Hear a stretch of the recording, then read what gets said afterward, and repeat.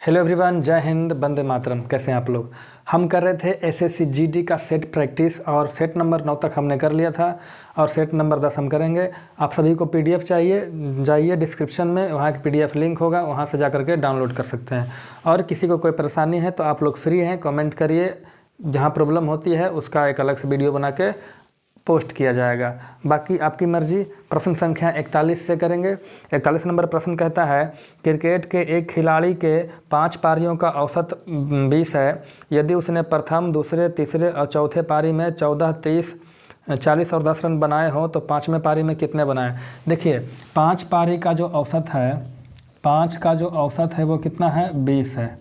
औसत कितना है जी, 20। तो 5 पारी का कुल रन कितना होगा, कुल रन यानी योग कितना होगा, तो 20 गुने 5 करेंगे तो कुल रन कितना हो जाएगा, 100। अब कहता है पहला पारी, दूसरा पारी, तीसरा पारी और चौथा पारी में रन बनाया, कितना कितना बनाया, तो दे रखा है। पहला पारी में बनाया 14, फिर बनाया 30, फिर बनाया 40, फिर बनाया 10। तो कुल जोड़ेंगे कितना बनाएगा, 40, 40, 80, 10, 90, 94 बनाया। और 100 रनों में से 94 रन बनाया 4 पारी में, तो 5वें पारी में कितना बनाया, घटा देंगे, यानी 5वें पारी में उसने 6 रन बनाया। अगला प्रश्न कहता है, सोहन तथा मोहन ने 700 रुपये तथा 600 रुपये लगाकर व्यापार शुरू किया। व्यापार यानी साझा व्यापार शुरू किया। 3 महीने बाद सोहन ने अपनी पूंजी का 2/7 रुपया निकाल लिया। देखिए, साझेदारी वाला प्रश्न है, तो 2 आदमी है, सोहन, मोहन, 2 ही आदमी है, ठीक है। तो एक आदमी सोहन का नाम लिख देते हैं, यहाँ पे लिख देते हैं, एक है सोहन, दूसर का है मोहन। सोहन लगाया 700, मोहन लगाया 600। कहता है 3 महीने बाद सोहन, तो 3 महीना तक तो पैसा रहा सोहन का। उसके बाद 2/7 निकाल लिया, कितना का, 700 का। तो 700 का 2/7 करेंगे तो कितना हो जाएगा जी, 200। तो 200 निकाल लिया, तो 200 निकाल लेंगे तो कितना पैसा बचेगा, 500 बचेगा, ठीक है। कहता है अगले 3 महीने बाद, यहाँ वर्ष लिख दिया है, गलत ही लिखा है, 3 महीना बाद। अगले 3 महीना बाद जितना धन निकाला उसका 3/5 डाल दिया। तो ध्यान दीजिए, 3 महीना बाद, तो 3 महीना तक तो 500 रुपया रहा। इसके बाद इसने पैसा मिलाया, कितना मिलाया, तो कहता है जितना निकाला, तो निकाला कितना, 200। इसका 3/5 मिलाया, तो 3/5 करेंगे तो हो जाएगा 40 या 120 रुपया क्या किया, मिला दिया। तो 120 रुपये मिलाया, तो पहले था 500 रुपया, अब इसमें 120 और मिलाएगा तो कितना हो जाएगा जी, 620 रुपया हो जाएगा, ठीक है। यदि वर्ष के अंत में, अब वर्ष के अंत की बात कह रहा है, तो 3 महीना यहाँ हुआ, 3 महीना वहाँ हुआ, 6 महीना, यहाँ कितना बचा, 6 महीना का पैसा बचा, ठीक है। और चूँकि वर्ष के अंत में तो ये पूरी 12 महीना तक लगाते हुए रह गया, तो लाभ का अनुपात, लाभ कितना होगा, है ना जी। तो सबसे पहले लाभ के लिए हम बताते हैं, ये सब कैपिटल है, समय है, कैपिटल है, समय है, कैपिटल है, टाइम है, कैपिटल है, टाइम है। तो प्रॉफिट बराबर होता है कैपिटल इंटू टाइम। यहाँ कैपिटल टाइम 3 गो है, तो गुना करके जोड़ेंगे, इसको गुना करेंगे तो हो जाएगा 2100, इसको गुना करेंगे तो हो जाएगा 1500, इसको गुना करेंगे तो 0, 6 दूनी 12, 36 है 137, कुल जोड़ देंगे तो 0 0 0 0 हो गया, 2 हो गया, 7 और 6 13 हो गया, बाकी 1, 3 3 6 1 7, 7320 रुपया हो गया इसका लाभ। इसका हो जाएगा 12 छक 7200 रुपया। कोई दिक्कत, काटना है तो काट दीजिए, कट जाएगा, है ना। 7,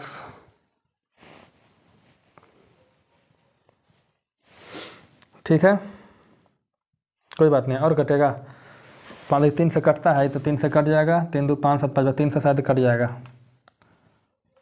3 से काटो, तो 3 दूनी 6, 3 चौके 12, 3 चौके 12, 3 से कटेगा तो 3 दूनी 6, कट गया, और कटेगा, 4 से कटेगा, काटो, 12 से कटेगा, 4 से काटो, 4 6 24, 4 एकम 4, 4 से कटेगा, 4 6 24। यानी इसको अगर लाभ का अनुपात निकलता है जी। अगर इसको लाभ 61 मिलेगा तो इसको 60 मिलेगा, तो 60 61 कुल लाभ कितना मिल जाएगा, तो 60 61 जोड़ेंगे तो कुल हो जाएगा 121 यूनिट, और लाभ है कितना, तो लाभ है 726। तो इसको 1 यूनिट बराबर कितना हो जाएगा, 121 यूनिट 726, तो 1 यूनिट बराबर 6 हो जाएगा। तो क्या कहता है, सोहन को कितना लाभ मिला, तो सोहन को कितना मिला 61 यूनिट, तो 61 गुने 6 करेंगे तो 6 और 6 छक 36, 366 रुपया लाभ हुआ इसमें सोहन का। प्रश्न संख्या 44 कहता है 1 किले में 150 व्यक्तियों के लिए 45 दिन का भोजन सामग्री है। 10 दिन बाद, है ना जी, देखिए 150 आदमी के लिए था कै दिन का व्यवस्था, 45 दिन का व्यवस्था। कहता है 10 दिन बाद, तो 10 दिन बाद 10 दिन तो बीत गया, कितना आदमी चल गया जी, 25 व्यक्ति चला गया, 25 आदमी चला गया। तो देखिए चलिए 10 दिन बाद गया, है ना जी, 10 दिन बाद गया। तो अच्छा इतना तो पहले था, ठीक है। अब 10 दिन खा के लोग गया, तो भोजन कितना बचा, तो भोजन बचा 150 आदमी के लिए 35 दिन का भोजन बचा। 10 दिन तो ये लोग खा ही लिया, तो अभी भी अगर 150 के 50 रहे, कोई नहीं जाए, तो अभी भी 35 दिन तक खाएगा, यानी कुल इतना बचा हुआ है। अब कहता है कि 25 आदमी भी चला गया, तो भोजन कई दिन चलेगा, तो 25 आदमी चला गया तो बचा कई आदमी, तो बचा 150 में 25 गया तो 125 आदमी, तो 125 से भागा देंगे, कटने आता है काटिए, 25 छक्का 100, 25 पचे 25 से 5 से काटिए, 5 सत्ते 35, 6 सत्ते 42। अभी भोजन कितना दिन चलेगा, 42 दिन चलेगा। चलना था 45 दिन, चल गया 42 दिन, सॉरी चलना था 35 दिन, चल गया 42 दिन। क्यों, क्योंकि 25 आदमी जो चला गया, कोई बात नहीं। आगे कहता है 8 पुरुष अथवा 16 महिलाएं किसी काम को 5 दिन में पूरा करता है। मान लेते हैं एक पुरुष m काम करता है, तो 8 पुरुष कितना काम करेगा, 8m कई दिन में जी, 5 दिन में करता है। इसी काम को अगर 16 महिला को से कराया जाए तो कई दिन में करती है, ये भी करती है 5 दिन में। यानी 8 आदमी 5 दिन का काम बराबर 16 महिला का 5 दिन का काम बराबर है। 5 से 5 कट गया, 8 दूनी 16 कट गया, तो m/w बराबर 2/1। इससे हम समझेंगे कि एक आदमी 2 काम कर सकता है, तो एक महिला 1 काम कर सकता है। मतलब क्षमता कहने का मतलब एक दिन में एक आदमी 2 काम करेगा तो एक महिला 1 काम करेगा। कहता है कितने दिनों में उसी काम को 2 पुरुष तथा 16 महिलाएं करेगी। देखो बाबू, सबसे पहले निकालेंगे टोटल वर्क। तो टोटल वर्क हमारा यही है ना जी। टोटल वर्क क्या है, 8 महिला ने पुरुष गुने 5 दिन। आप चाहें तो इधर से भी ले सकते हैं। हम जानते हैं एक पुरुष डेली कितना काम करता है, 2 काम। तो रहने देते हैं, अभी रहने देते हैं, बाद में करेंगे। कहता है 2 पुरुष और 6 महिला, 2 पुरुष यानी मेल और 6 वुमेन इसको करेगा, ठीक है। अब यहाँ से 8 m का मान है 2 रख दीजिए, गुने 5, 2 का 2, m का मान हो गया 2 + 6, w का मान है 1, तो 1 रख दीजिए। तो 8 दूनी 16 × 5 = 80, क्या कहते हैं, छोड़ दें, दे देते हैं। इसको जोड़ेंगे, 2 दूनी 4 और 6 10, तो 2 पुरुष और 6 महिलाएं मिलकर इस काम को 10 दिन में निपटा देगी।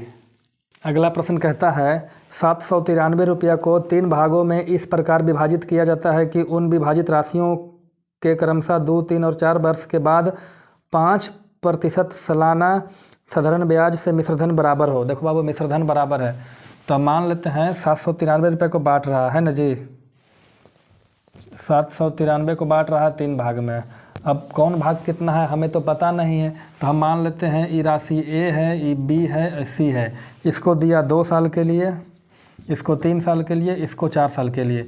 यहाँ भी रेट 5%, यहाँ भी रेट 5%, यहाँ भी रेट 5%। अब मिश्रधन बराबर है, तो मिश्रधन बराबर है, तो देखिए छोटा सा कॉन्सेप्ट आप समझिएगा मिश्रधन के लिए। देखिए मिश्रधन में क्या क्या होता है, मूलधन होता है और ब्याज होता है। अगर इसका हम मिश्रधन निकाल लें तो पहले मूलधन हमारा ए मान लिए, तो मूलधन प्लस अब ब्याज कितना हो जाएगा जी, ब्याज बराबर होता है मूलधन गुने समय गुने दर बटे 100। तो ए प्लस 5 दूनी 10 ए है भाई साहब, ध्यान रखिएगा। अब बटे 100, इसको गुना करेंगे, एलसीएम लेंगे, 100 ए प्लस 10 क्या हो जाएगा जी 110 ए बटे 100। तो इतना लंबा नहीं करना है, इतना लंबा नहीं करना है। तो क्या करना है देखो, करना क्या है, मोटा मोटी ये गुना करिए, 5 दूनी 10 हो गया, 5 दूनी 10 हो गया, तो 5 दूनी 10 ए हो गया। तो आप 5 दूनी 10 ए हो गया ना जी, ऐसे 10 ए हो गया। आप इसमें 100 जोड़ दीजिए तो कितना हो जाएगा 110 ए। अब परसेंट है तो बटे 100 कर दीजिए। इसी तरीके से 5 दिए 15 और 100 जोड़ना है तो 115 बी अब बटे 100 करेंगे चूँकि परसेंट है। फिर 5 चौके 20 सी तो 120 सी करेंगे, बटे कितना करेंगे 100। तीनों आपस में बराबर है, हमने क्या कर दिया बराबर कर दिया, कोई दिक्कत नहीं। देखिए जी ये सब कट जाएगा तो बचेगा 110 ए बराबर 115 बी बराबर 120 सी बराबर कुछ मान लेते हैं के। तो ए बराबर क्या हो जाएगा, ए बराबर हो जाएगा के बटे 110, यहाँ बी बराबर हो जाएगा के बटे 115 और सी बराबर हो जाएगा के बटे 120।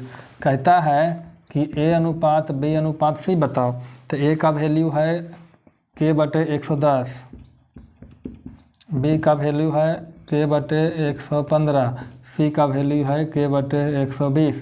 के से के कट जाएगा तो 1 बटे 110 अनुपात 1 बटे 115 अनुपात 1 बटे 120। कटता है तो काटिए, मेरे ख्याल से नहीं कटेगा तो हमारा यही उत्तर हो जाएगा। चलिए कहता है कि x y से 10% अधिक है, तो 10% का मतलब होता है 1 बटे 10। x अधिक है y से, यानी x का वैल्यू निकालने के लिए y का पता होना चाहिए। तो मान लेते हैं कि y का वैल्यू 10 है तो y का 10% 1 अधिक 11, ये किसका वैल्यू होगा जी, तो x का है ना, x y से अधिक हो गया, ठीक है। तो कहता है y x से कितना कम है, तो कितना कम है जी, x का वैल्यू 11, 10 11 से कितना कम है 1 कम है। कहता है कितना प्रतिशत कम है, तो 1 कम कितना पे 11 पे, तो 100 पे कितना, तो इसको करेंगे तो 9.1 बटे 11%। चलिए अगला प्रश्न कहता है यदि किसी धनराशि का 3 वर्ष के लिए 5% वार्षिक ब्याज, तो भाई साहब ये प्रश्न अगला है, 5% का मतलब होता है 1 बटे 20। देखिए इसका मतलब है कि अगर पहला साल मूलधन 20 है तो 20 का 5% 1 बढ़ जाएगा, मिश्रधन कितना हो जाएगा 21। फिर अगला साल 20 से 21 हो जाएगा, फिर 3 साल की बात है तो 3 बार इसी तरीके से 20 से 21 20 से 21 20 से 21 हो जाएगा। अब तीनों को गुना करेंगे, 20 गुने 20 गुने 20 तो हो जाएगा 8000, इसको गुना करिएगा तो हो जाएगा 9261। ये हमारा होता है मूलधन, ये हमारा होता है मिश्रधन। मूलधन अगर 8000 है तो मिश्रधन 9261 हो गया, ऐसा हम मान लिए, ठीक है। अब जब मिश्रधन में से मूलधन घटाएंगे तो हमारा क्या बचेगा, ब्याज बचेगा। कौन सा ब्याज, चक्रवृद्धि ब्याज, 1261 रुपया चक्रवृद्धि ब्याज है। अब 1261 यूनिट है और है कितना, तो है 252 रुपया 20 पैसा, ठीक है 252 रुपये है ना। तो 1 यूनिट निकालेंगे, 1 यूनिट, तो 1 यूनिट कितना हो जाएगा 252.20 बटे 1261। अच्छा 61 ये हटाएंगे तो क्या हो जाएगा गुने 100 हो जाएगा, ठीक है। तो क्या पूछता है, कहता है उतने ही उस धनराशि का उतने ही समय साधारण ब्याज। अच्छा तो सबसे पहले हमको मूलधन निकालना होगा, तो फिर सिंपल इंटरेस्ट हम आराम से निकाल लेंगे, ठीक है। अब इसको अगर काटना चाहें तो कटेगा, कट जाएगा। ये कटेगा कई बार में जी, देखो तो 20 बार में हो जाएगा 20 25 100, यानी 1 यूनिट बराबर हो गया 1 बटे 5। तो मूलधन हमारा कितना हो जाएगा 8000 का 1 बटे 5 तो हो जाएगा 1600 रुपया हो गया मूलधन। अब कहता है साधारण ब्याज बता, साधारण ब्याज बराबर होता है मूलधन जो 1600 है गुने समय, समय 3 साल है,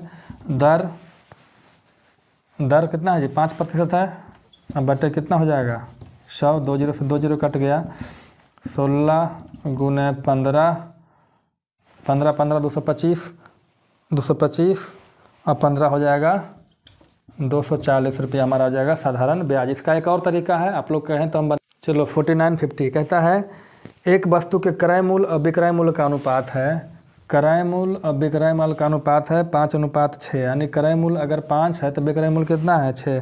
तो कहता है लाभ %, मतलब 5 में खरीद के अगर हम 6 में बेचें तो कितना का लाभ होगा, 1 का लाभ कितना पे 5 पे, तो 100 पे कितना, तो 20% का क्या हो रहा है लाभ, प्रॉफिट।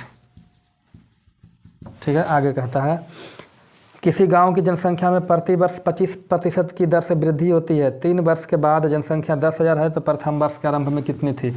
तो हम मान लेते हैं पहले साल जनसंख्या था x, ऐसा हमने मान लिया। बढ़ता कितना है 25%। 25% का मतलब होता है 1/4। 1/4 से क्या समझेंगे, अगर जनसंख्या 4 है तो 4 का 25% 1 बढ़ेगा तो कितना हो जाएगा 5/4। लेकिन जनसंख्या है कितना x, तो x का 5/4 एक साल में, फिर दूसर के साल में फिर 5/4, 3 साल की बात है तो 3 बार 5/4 से गुना करेंगे। ऐसा करने के बाद जनसंख्या आपका हो जाता है 10,000। एम आई राइट एस। तो काटेंगे तब 5 × 25 = 125, ये कटेगा 80 बार में, तो x बराबर हो जाएगा 4 × 16 = 64 और गुने 80, गुना करिए 8 × 4 = 32, बाकी ये हो जाएगा 5120। 3 वर्ष के आरंभ में जनसंख्या। 51 नंबर प्रश्न कहता है 35 सेंटीमीटर व्यास है 35 सेंटीमीटर, व्यास यानी डायामीटर कितना है 35 सेंटीमीटर, तो रेडियस कितना हो जाएगा 35 का आधा 35/2 सेंटीमीटर। कोई दिक्कत नहीं। बेलनाकार टंकी है, भरा हुआ पानी से, कहता है 11 लीटर पानी निकाल लिया जाए। तो हम जानते हैं कि 1 लीटर बराबर होता है 1000 सेंटीमीटर क्यूब, तो 11 लीटर बराबर हो जाएगा 11,000 सेंटीमीटर क्यूब। अब कहता है 11 लीटर पानी निकाल दिया जाए तो कितना स्तर कमी हो जाएगा। तो 11 लीटर की जितनी ऊंचाई रहेगी उतना ही तो स्तर कमी आएगा। जैसे देखो यहाँ से यहाँ तक भरा हुआ है तो 11 लीटर पानी निकाल देंगे, तो जितनी ऊंचाई में 11 लीटर पानी है उसी को तो निकाल रहे हैं, तो सीधा 11 लीटर में कितना आयतन घेरेगा। तो हम जानते हैं जो बेलन का आयतन होता है वो होता है πr²h। अब बेलन का आयतन है कितना 11,000, ये वो वाला आयतन है जितना उसको खाली करना है। तो पाई का मान होता है 22/7, आर का मान हो गया 35/2, स्क्वायर है तो 2 बार 35/2, एच का पता नहीं तो एच का एच बराबर 11,000। कोई दिक्कत नहीं होना चाहिए। काटिएगा तो 7 × 5 = 35, काटिएगा 2 से तो 11, हाँ इसको काटिएगा 11 से तो हो जाएगा 1,000। तो यहाँ हो जाएगा h बराबर क्या हो जाएगा 2 × 1,000 अब बटे 5 × 35। किसी को कोई दिक्कत नहीं होनी चाहिए। 5 से कटेगा, काटो यार, कटना तो चाहिए। 5 से काटोगे तो कटेगा 200 बार में 5 से काटोगे तो 40 × 5 = 200, 7 × 5 = 35, हो जाएगा 80/7। अगर इसको आप तोड़ना चाहें पूर्णांक में तो तोड़िए 11×7 = 77, 11/3/7 सेंटीमीटर। इसकी हाइट जो है मतलब उसकी हाइट में कमी आएगी, कोई दिक्कत नहीं होनी चाहिए। देखिए प्रश्न संख्या 52 में कहता है एलसीएम दे रखा है, एचसीएफ दे रखा है। तो एक फार्मूला होता है एलसीएम गुने एचसीएफ बराबर पहली संख्या गुने दूसरी संख्या। एलसीएम है 225, एचसीएफ दे रखा है 5, पहली संख्या दे रखा है 25, तो दूसरी संख्या क्या होगा। 25 से काटिएगा 25 × 2 = 25, तो दूसरी संख्या बराबर हो जाएगा 9 × 5 = 45। अगला क्वेश्चन कहता है यदि 5 मानों का विचरण 0.81 है, विचरण कितना है जी, विचरण दे रखा है। तो देखो विचरण दे रखा है, अब पूछ रहा है मानक विचलन बताइए। तो मानक विचलन बराबर हो जाएगा √ विचरण। विचरण है कितना 0.81, इसको लिखेंगे 81/100। 81 का वर्गमूल 100, सॉरी 81 का वर्गमूल 9, 100 का वर्गमूल 10, तो क्या हो जाएगा जी 0.9 उत्तर। यहाँ पर देखिएगा तो 3 अंक के बाद दशमलव है, ये 3 अंक के बाद है, ये 2 अंक के बाद है। तो 3 अंक 2 अंक, 3 3 6 2 8 अंक के बाद दशमलव है, ऊपर हो गया 8 अंक के बाद दशमलव, नीचे यहाँ 4 अंक, यहाँ 3 7 अंक, यहाँ भी 8 अंक। तो सब दशमलव से सब दशमलव खत्म हो जाएगा, यानी सब मिला करके यहाँ बचेगा 625 × 729 × 289 बटे 81 गुने 25 गुने 17, यही बचेगा। कोई दिक्कत? 25 से काटिएगा तो 25 25 625, 81 से काटिएगा तो 9 बार में, 17 से काटिएगा 17 बार में। आप सीधा 25 गुने 9 गुने 17 कर दीजिए, ये आपका उत्तर बिल्कुल आ जाएगा। चलिए, कहता है राजू के पास सिक्कों के रूप में कुल 210 रुपया है। सिक्के का 20% 5 रुपया का है, सिक्के का 25% 10 रुपये का है, फिर 15% 2 रुपया का है, शेष 1 रुपया का है। तो देखो कितने तरह का सिक्का है। तो 5 रुपया वाला सिक्का है, 5 रुपया वाला सिक्का है, 10 रुपया वाला सिक्का है, उसके बाद 2 रुपये का सिक्का है और फिर 1 रुपया का सिक्का है। कुल मिला के 1 2 3 4 तरह का सिक्का है। कहता है सिक्कों का 20% 5 रुपया का है। तो कुल सिक्कों की संख्या मान लेते हैं। तो कुल सिक्कों की संख्या आप चाहे तो 100 मान ले, हम यहाँ पर 20 मानेंगे। क्यों मानेंगे तो देख लो। कहता है 20% बराबर होता है 1/5। फिर कहता है 25% बराबर होता है 1/4। फिर कहता है 15% बराबर होता है 3/20। तो 20 4 5 का एलसीएम 20 होता है। तो हम मान लेते हैं कि जो सिक्के की संख्या है, सिक्कों की जो संख्या है वो 20x है। कुल सिक्कों की संख्या कितना है? 20x। तो कहता है इसका 20%। तो 20x का जब 20% निकालेंगे तो 20x का 1/5 तो क्या हो जाएगा जी? अरे यार, इसका जब 20% निकालोगे 20x का तो कुल कितना सिक्का बनेगा? 4x। यानी 4 सिक्का है 5 रुपया वाला। इसी तरीके से कुल सिक्के का 25%, तो 20x का 25% निकालेंगे तो 5 सिक्का आया 10 रुपया वाला, है ना जी। इसी तरीके से 2 रुपया वाला है 15%, तो ये कट जाएगा तो 3 सिक्का हो गया 2 रुपया वाला।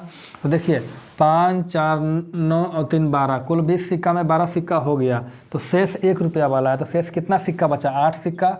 अरे 20 में से 12 इधर हो ना गया जी, तो इधर 8 सिक्का बचा ना जी। पागल कर देगा तू लोग। देखो अब कुल कितना कीमत हो गया ये निकाल लो। तो 5 रुपया वाला 4 सिक्का तो कितना रुपया हो गया? 20 रुपया। 10 रुपया वाला 5 सिक्का तो 50 रुपया। 2 रुपया वाला 3 सिक्का तो 6 रुपया। 1 रुपया वाला 8 सिक्का तो 8 रुपया। कुल कई रुपया होगा? जोड़ दो। 50, हालत ख़राब है यार। 50 अभी 70 70 80 84 रुपया हो गया। 84 रुपया हो गया। और है कितना? 210 रुपया। तो x बराबर हो जाएगा 210/84। इसको काटिए 7 से। तो 14 से काटो, 21 से काटो। 21 रहेंगे 72 से, 21 × 84। फिर हो जाएगा 5 दूनी 10। अरे यार 5 दूनी 10, 2 दूना 4, 5/2। कोई दिक्कत?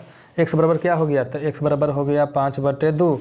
तो कहता है कि 1 रुपया वाला सिक्कों की संख्या। तो 1 रुपया वाला कितना सिक्का है? 8x। तो 8 गुने x का मान है 5/2। 2 से काटेंगे 4, 4 5, अरे यार 4 5 20 सिक्का।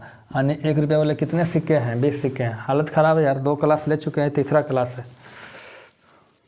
देखो जी a का मान निकालना है। तो सबसे पहले इसका परिमेयकरण करेंगे। तो परिमेयकरण करना आप जानते हैं, √5 + √3 लिख देंगे। नीचे है √5 - √3। इसी को जस्ट ऊपर में गुना करेंगे। बस यहाँ माइनस का यहाँ प्लस कर देंगे, और जो ऊपर में गुना किए हम वही नीचे भी गुना कर देंगे, ताकि बाद में कट जाए, जो हमारा है वही रहे, लेकिन काटना नहीं है। अब देखिए ऊपर a + b गुने a + b क्या हो जाएगा जी? √5 + √3 का होल स्क्वायर हो जाएगा। इधर हो जाएगा a - b × a + b, तो हो जाएगा a² - b²। कोई दिक्कत? कोई दिक्कत नहीं। अब क्या होगा? इसको लिखेंगे a² + b²। तो √5 का स्क्वायर 5, √3 का स्क्वायर 3 + 2ab √5 और √3। इसको √5 का स्क्वायर 5, √3 का स्क्वायर 3। अब क्या करेंगे? 5 3 8 हो जाएगा, प्लस 2√15 हो जाएगा। अब बटे कितना हो जाएगा? 2। अब इसको अलग अलग करेंगे तो 8/2 प्लस 2√15/2। देखो बराबर दे रखा था, हम बराबर छोड़ के चल रहे थे। a + b√15। ठीक है, काटेंगे तो 2 × 4 8, 4 प्लस काटेंगे तो हो जाएगा √15 बराबर a प्लस b √15। अब हम क्या करेंगे, कुछ नहीं तुलना करेंगे। देखिए यहाँ कुछ नहीं तो 1 है, तो a का मान 4 होगा, b का मान 1 होगा, तो a बराबर कितना होगा 4। यही उत्तर पूछा गया था, तुलना करके हमने निकाल लिया। 57 नंबर प्रश्न कहता है 14 मीटर लंबी एक रस्सी है, उसमें से 3 टुकड़ा बनाया गया है, जिसमें से 2 टुकड़ा की लंबाई दे रखा है 4.58 और 4.96, तो तीसरे हिस्से की लंबाई। तो कौन बड़ा चीज़ है, जो 2 हिस्सा की लंबाई है जोड़ दो, उसको घटा दो कुल में से, तीसरे हिस्से की लंबाई निकल जाएगी। अगर जोड़ना नहीं आता है तो बताइएगा, हम जोड़ कर सिखा देंगे। अब अगला क्वेश्चन कहता है इसमें से सबसे छोटी बताइए। तो पहले काट देंगे, जितना करता काटो यार। तो हमारा हो गया 1/8, ये हो गया 1/6, ये हो गया 3/16, ये हो गया 1/5। अब क्या करेंगे, यहाँ /8 है, /6 है, /16 है, /5 है। तो हम क्या करेंगे ना, ये सब 8, 6, 16, 5 का एलसीएम ले लेंगे। एक तरीका तो ये है, दूसरा तरीका है इसे आप दशमलव में निकाल लें। तो हम दशमलव में नहीं निकालेंगे, एलसीएम लेंगे। तो हो जाएगा 48 × 5। एलसीएम कितना हो जाएगा 48 × 5, इसमें गुना कर दो। 48 × 5 इसमें गुना कर दो। 48 × 5 इसमें गुना कर दो। 48 × 5 इसमें गुना कर दो। 8 से काटेंगे, 8 × 6 = 48, तो 6 × 5 = 30 बन जाएगा। 6 से काटेंगे, 6 × 8 = 48, तो 8 × 5 = 40 बन जाएगा। 16 से काटेंगे, 16 × 3 = 48, 3 × 3 = 9 × 5 = 45 बन जाएगा। 5 से 5 कट गया, 48 बन गया। सबसे छोटा कौन है, सबसे छोटा हमारा ही है, यानी 1/8 हमारा सबसे छोटी संख्या है। आगे एक समीकरण दे रखा है 17.3 गुने 17.3, तो इसको स्क्वायर कर देंगे, -2.7 का स्क्वायर कर देंगे, तो a² - b², तो हो जाएगा a + b × a - b। इसको जोड़ेंगे तो हो जाएगा 20, इसको जोड़ेंगे तो 13 में से 7 गया 6, 16 में से 2 गया 14, गुना करेंगे 6 दूनी 12, 14 दूनी 28, 1 29, 292 है ना। आगे एक 60 नंबर क्वेश्चन, वीडियो पॉज नहीं करेंगे, बहुत थकावट है। कहता है एक वस्तु एक निश्चित मूल्य पर बेचा जाता है, यदि इसे इस कीमत के 60% पर बेचा जाता है तो 35% की हानि होती है। तो आप बताइए कि प्रतिशत लाभ क्या है। क्वेश्चन बड़ा टेढ़ा है, थोड़ा सा घबराने की ज़रूरत नहीं है। देखिए कहता है एक वस्तु है, कुछ इसका क्रय मूल्य होगा, इसको बेचे हैं, किसी कीमत पर बेचा गया, और यदि उसका 60% पे बेचा जाए, मतलब दूसरा विक्रय मूल्य। समझिए 60% का मतलब होता है 3/5। कोई दिक्कत है? तो दूसरी तरह समझिए, मान लेते हैं एक वस्तु है, इसको बेचा गया 100 रुपया में। कितना बेचा गया? 100 रुपया में बेचा गया। कहता है यदि इसको बेचा जाए इसके 60% में, बेचा गया इतना बोला कि यदि इसका 60% में बेचा जाए, मतलब अगर इसका विक्रय मूल्य 60 रुपया होता, 100 की जगह 60 होता, तो इससे हानि होता कितने प्रतिशत की? 35% की हानि होता, हानि। तो सबसे पहले हम निकालेंगे क्या? क्रय मूल्य। क्या निकालेंगे? क्रय मूल्य। तो देखिए 35% हानि का मतलब होता है, देखिए फार्मूला लगाते हैं, विक्रय मूल्य बराबर, हटाइए यार सीधा, समझिए। मान लेते हैं क्रय मूल्य है 100 रुपया, ठीक है। अब 35% का हानि पर बेचा, तो कितना में बेचा? तो 35% घटा के बेचेगा, तो 100 का 35% घटाएंगे तो कितना परसेंट बचेगा? 65%। यानी क्रय मूल्य के 65% पे बेचा, और बेचा कितना में? 60 रुपया में। तो क्रय मूल्य कितना हो जाएगा? काट दो, 12 × 5 = 60, 13 × 5 = 65, तो x बराबर हो जाएगा 1200/13। यानी क्रय मूल्य कितना है? 1200/13। तो कहता है इसको हम बेचे थे कितना में? 100 में। तो इस कंडीशन में कितना लाभ हो रहा था? ठीक है, तो लाभ हो रहा था, तो विक्रय मूल्य से क्रय मूल्य प्रॉफिट निकालने के लिए क्या करेंगे? विक्रय मूल्य 100 है, उसमें से घटाएंगे क्रय मूल्य 1200/13। तरीका सिखाए थे, 13 × 100 करिए, 1300 में 1 हो जाएगा, तो 1200 बटे 13 हो जाएगा प्रॉफिट। अब कहता है भैया प्रॉफिट परसेंट बताओ, तो प्रॉफिट कितना हो रहा है 1200 बटे 13 का, किस पे, किराए मूल, किराए मूल कितना है, अरे नहीं भैया यहाँ तो 100 ना हुआ जी प्रॉफिट जी, हम भी ना थक जाते हैं तो कुछ भी बोलते हैं। इतना का प्रॉफिट कितना पे 1200 बटा 13 पे, तो 100 पे कितना 13 से 13 कट गया, 2 जीरो से 2 जीरो कट गया, तो क्या बचा 1/12 गुने 100, तो 8.1/3%। इस तरीके से हमने जल्दी जल्दी आपका सभी क्वेश्चन का सोल्यूशन 30 मिनट में करवा दिया। बाकी अगर आप एक सीरियस कैंडिडेट हैं, किसी तरह की परेशानी है, आप हमें कमेंट करके बताइए, पूरा ध्यान दिया जाएगा। मिलते हैं अगले क्लास में, तब तक के लिए जय हिंद जय भारत।